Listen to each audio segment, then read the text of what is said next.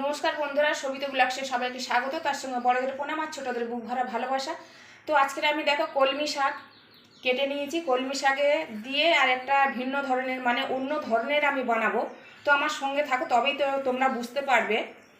আর এই কলমি শাকটা দেখো কেটে কেটে ভালো করে আমি ধুয়ে নিয়েছি 3-4 বার করে। দেখো একদম মানে এমন করে ধুয়েছি, দেখো ভেঙে ভেঙে গেছে। তো সুন্দর করে আমি ধুয়ে নিয়েছি। আর এই দেখো এখানে নিয়েছি আমি জিরে আর শুকনো লঙ্কা, আর এখানে নিয়েছি আমি পোস্ত। আর দেখো এইখানে আমি কড়া ঢেলে দিয়েছি, গ্যাস জ্বেলে দিয়েছি। আর আমি একটু ভেজে নেব পোস্ত আর শুকনো লঙ্কা আর জিরে একটু ভেজে নেব। তো তোমরা দেখো, অনেক ভালো লাগবে এই কলমি শাকটা কেমন করে করছি, দারুণ লাগে। এরকম করে খেয়ে দেখো, করে ভালো লাগলে লাইক কমেন্ট শেয়ার করো আর সাবস্ক্রাইব করো, পাশে থাকা বেল আইকনটা প্রেস করে দিও। আমি যা যা রান্না ছাড়বো সব তোমাদের কাছে চলে যাবে। গ্যাসটা একটু জোরে দিয়ে দেবো, এটা একটু ভেজে নেব। আর নতুন বন্ধুদের অনুরোধ করব সাবস্ক্রাইব করে দেওয়ার জন্য। আর আমার ভিউ বন্ধুরা, আমার সাবস্ক্রাইব বন্ধুদের, তাদের অসংখ্য অসংখ্য অসংখ্য ভালোবাসা জানাই। হ্যাঁ, বলতে বলতে ইয়ে হয়ে যাচ্ছে, জোরে জোরে হয়ে যাচ্ছে। এটা একটু ভিন্ন ধরনের বানাবো কলমি শাকটা। সবসময় তো কলমি শাক খাওয়া হয় অনেক ধরনের, এটা একটু ভিন্ন ধরনের বানাবো। তো আমার সঙ্গে থাকো, নিশ্চয়ই তোমাদের ভালো লাগবে। তো রান্নাটা পুরো সর্ষের তেলেই করতে হবে। এবার আমি এখানে ভেজে নেব বড়ি।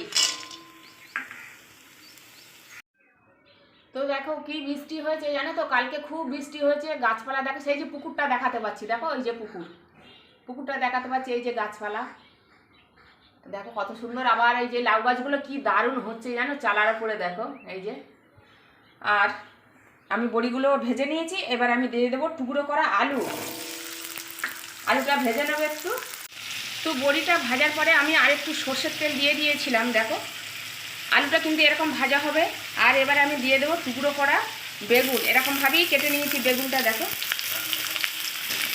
বেগুন আর আলু একটু ভেজে নেব। আলুটা কিছুটা সিদ্ধ হয়েছে, কেননা আলুটা তো সিদ্ধ হতে হবে, বেগুন কিন্তু এক্ষুনি সিদ্ধ হয়ে যাবে, সেটা কোনো কথা নয়। এবারে বেগুন আর আলু একটু ভেজে নেব গ্যাস আস্তে দিয়ে।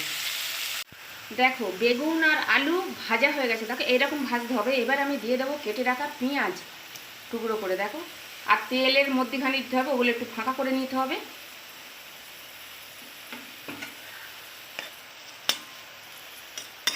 এবার পেঁয়াজটা একটু ভেজে নিতে হবে, নিয়ে তারপরে কিন্তু আমি একসাথে পাইল করে ভাজবো। দেখো পেঁয়াজ আলু আর বেগুন ভাজা হয়ে গেছে। দেখো পেঁয়াজটা আগে দিতেই পারতাম, কিন্তু পেঁয়াজটা কেন দিইনি বলো তো, পেঁয়াজটা ভাজতে ভাজতে একে একে একটু লাল হয়ে যেতে পারে, ওই জন্য কিন্তু দিলাম না। পেঁয়াজটা একটু লাস্টে দিয়ে দেখো কত সুন্দর ভেজে নিয়েছি। এবারে দিয়ে দেবো 5টা কাঁচা লঙ্কা দিয়ে দিলাম। এবারে দিয়ে দেবো পরিমাণ মতন লবণ দিয়ে দিলাম। তো দেখো লবণ আর কাঁচা লঙ্কা দিয়ে একটু ভেজে নিয়েছি। দেখো এবারে দিয়ে দেবো কেটে রাখা কলমি শাক।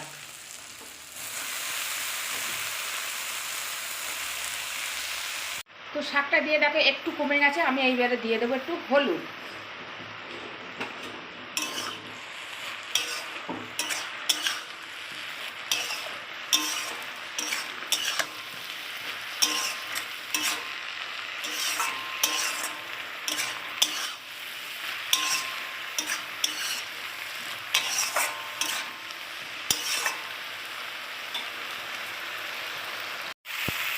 তো দেখো আলু সিদ্ধ হয়ে গেছে, এই দেখো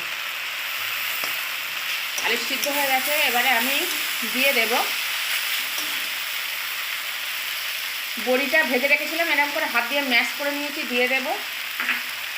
আর সেই মশলাটা যেটা ভেজে রেখেছিলাম সেই মশলাটা বেটে নিয়েছি, এরকম করে দিয়ে দেব। আর দিয়ে দেবো একটু মিষ্টি। তো দেখো চিনি আর ওইটা মানে বড়ি দিয়ে আর মশলাটা দিয়ে একটুখানি চিনিটা যাতে একটু গলে, এই জন্য 2 মিনিটের মতন আমি একটু নেড়ে চেড়ে নিয়েছি, ভেজে নিয়েছি। এইবার দেখো গ্যাসটা অফ করে দেবো, কত সুন্দর হচ্ছে দেখো।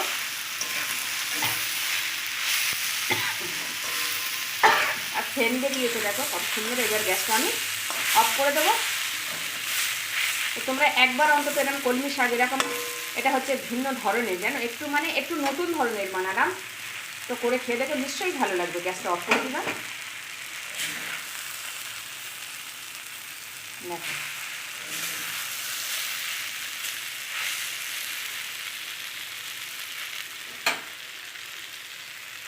আজকের মতন আসছি, টাটা।